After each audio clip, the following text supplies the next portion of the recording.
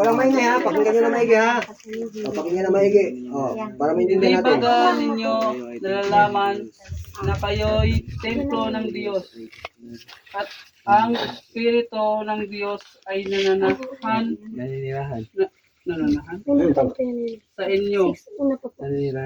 Kung gibain ng sino man ang templo ng Diyos, siya ay igigiba ng Diyos, sapagkat ang templo ng Diyos ay banal, na ang templong ito ay kayo. Okay, linaw, di ba? Sige, ulitin natin ha. Bigyan mo yan ha. Yan ang mga dun sa akin. Ko pa sa akin. Kaya pinagbabawal yung mga alak, mga sigarilyo, mga pagkain na nakakasira ng ating katawan. No? Kaya ipinagbabawal yon. Kasi nga, ang sabi ng Diyos, basahin natin sa 1 Corinthians 3:16, ang sabi, hindi baga ninyo nalalaman na kayo'y templo ng Diyos at ang Espiritu ng Diyos ay nananahan sa inyo. Ituloy natin sa 17 ha, para tuloy-tuloy tayo. Kung gibain ng sino man ang templo ng Diyos, siya igigiba ng Diyos, sapagkat ang templo ng Diyos ay banal, na ang templong ito ay kayo, tayo.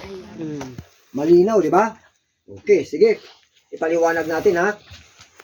Ganito, nakalagay. Hindi baga ninyo nalalaman na kayo ay templo ng Diyos. So sa makatuwid, ang tao, tayo, ay templo ng Diyos. Di ba? Ang sabi niya, at ang Espiritu ng Diyos ay nananahan sa atin, nasa atin. Ang ano ng Diyos, ang kanyang Espiritu. So ngayon, ang sabi, ito pang pinagdidiinan pa. Kung gibain ng sino man ang templo ng Diyos, kung sisirain natin, sa anong pamamaraan, sa anong ginigiba natin ang templo ng Diyos? Yes, so po natin. Yun ang galing ng bata sumagot. Yan ang gusto ko may natutunan. Dahil sa ano? Sigarilyo at alak. At ano pa? Bisyo. At ano pa mga pagkain, mga ibang pagkain na... Yan! Yan ang nagigiba sa ating katawan. Ay, ang katawan natin ay ano? Templo ng Diyos. At ang sabi, anong sabi ng Diyos? Na kung gibain ng sino man, di ba? Kung sino daw ang gigiba ng templo ng Diyos, siya ay igigiba din ng Diyos. Sisirain din ng Diyos. Bayag ba kayo? Hindi po. Na sisirain din ng Diyos ang inyong katawan? Eh, sinisira nyo eh. Sa paanong paraan na sinisira ng Diyos? Nasisira, gigibain niya.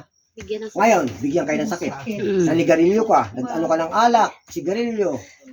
Nagkain ka ng mga baboy na matataba. Nagkakasakit ka ng ano? High blood. High blood, o ano? Lumpo. Pagka nagkasakit ka, pagka ikaw ay nagkasakit, anong nangyayari sa'yo? Nagigiba, di ba? Nagigiba ang iyong katawan, nasisira. Nangihina. Nangihina. O di, totoo nga sinabi ng Bible, ang sino mang sisira ng kanyang templo, sinong gigiba, ay gigibain niya rin. Pagkang hover. Di ba?